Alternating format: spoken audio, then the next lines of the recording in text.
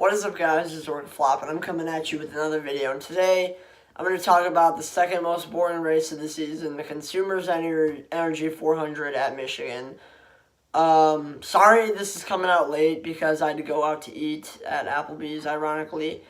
And just letting you know, the ribs suck, and those commercials on NASCAR races, they're lies. The ribs are trash. My mom had them. They were fucking garbage. They were literally halfway cooked. Or if anything, they were smoker's lungs. They were fucking burnt. Anyway, besides that, so this race was by far the second most boring race of the season, and I'm going to review it right now.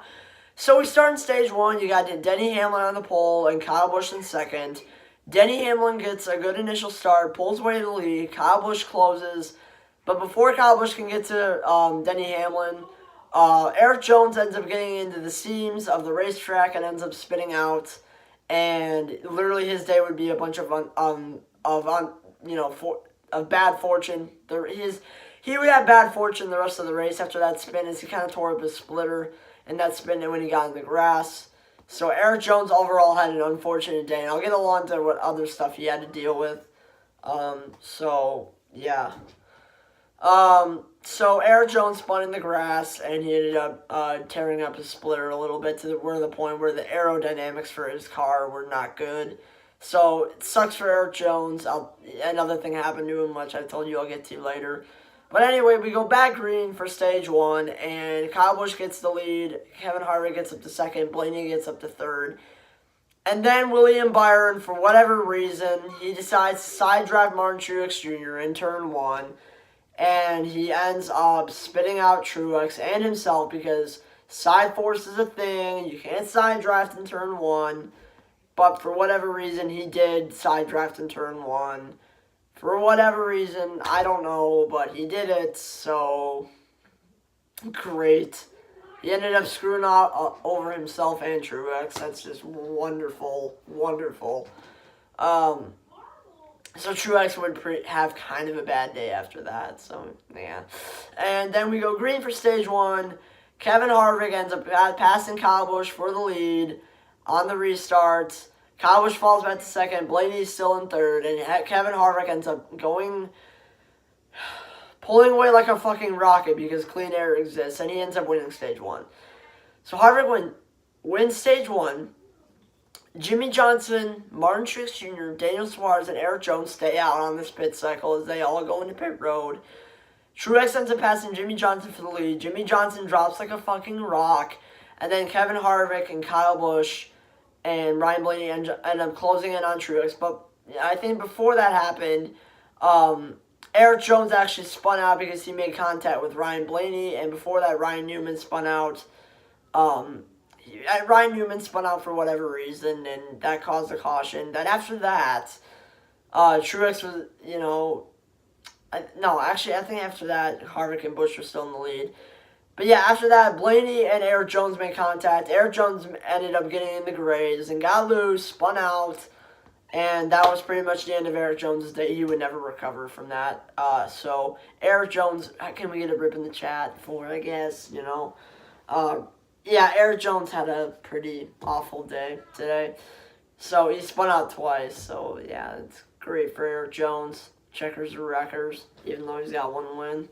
Anyway, so Truex is trying to hold off Kevin Harvick. Truex has to save fuel, and that doesn't work out well. And Truex ends up dropping back when Harvick, Busch, and Blaney go. He ends up running out of fuel. And Harvick wins stage two. Oh boy. Yay. Yay. I'm so happy. I'm so happy my favorite driver ended up getting fucked over because of fuel strategy. No, I'm not happy. I'm not happy, Bob. I'm not happy. Anyone get that reference? Yeah, so Truex ended up running out of fuel, and ultimately, he wouldn't have the race he wanted. So, fuel strategy really got, it really ended up biting Truex in the ass at the end of the race because he ended up running out of fuel and he'd have to go into pit road when there's 2 to go, when pit lane was closed, and Truex would end up losing some laps. So That's always great. Yeah, Truex didn't have the day he wanted, and the day I wanted either. So true. Yeah, that really sucks for Truex, and it sucks for me too, because like Truex at least would have been a decent winner. Yeah. So we go Green and Kevin Harvick and Kyle Busch and Ryan Blaney start up in the front row, and what do you know? Kevin Harvick takes the lead.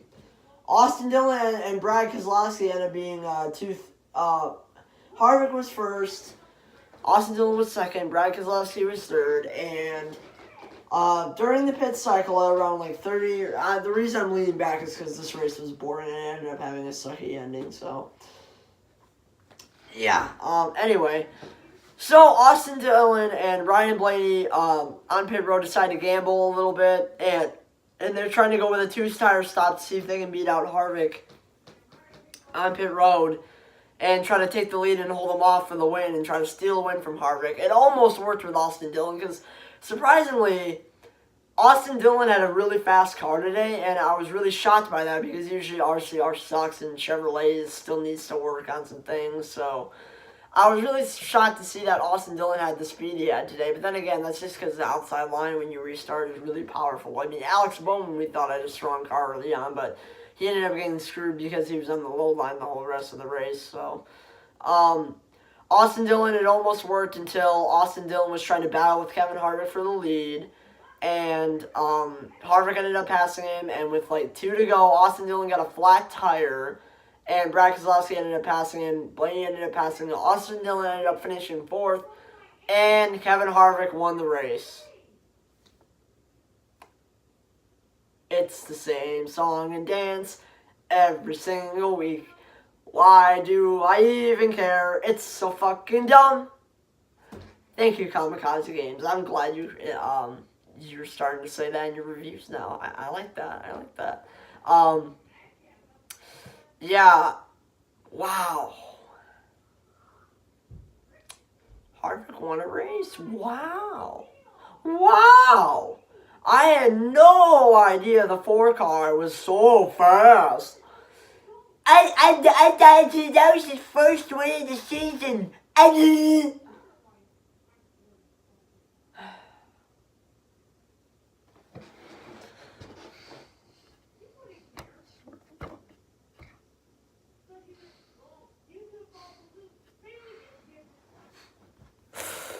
Oh boy, Harvick's 7th win of the season. And ironically, at the end of the race, NASCAR said, we don't want you to do burnouts because you'll tear up the car and we want you in the wind tunnel. So clearly there's some suspicious about Harvick that NASCAR sees, but we don't yet. So Harvick wins the Consumers Energy 400, gets his 7th win of the season, and has passed up Kyle Busch in points. Woohoo. I'm so happy. I'm so happy. You can tell how happy I am. I am the happiest person out there. I'm so excited that Harvick got his 7th win of the season, and that we still are getting new winners except for Chase Elliott last week. But yeah, so congrats, Kevin Harvick. I'm really happy for you, and I'm so, you know what I'm really I'm most excited about? The fact that I picked Kyle Larson on my fantasy today, and he did jack shit. Good job, Larson. Thought you were going to go to this racetrack. Fuck no. This is a fucking aero package. I mean, Larson, I know, I think the Camaro and Chip Ganassi Racing might be 2 things that's holding Larson back, but that's about it in terms of that. So, I'm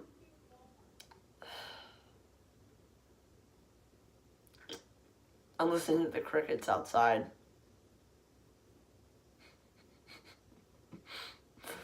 Oh boy, this race was bad.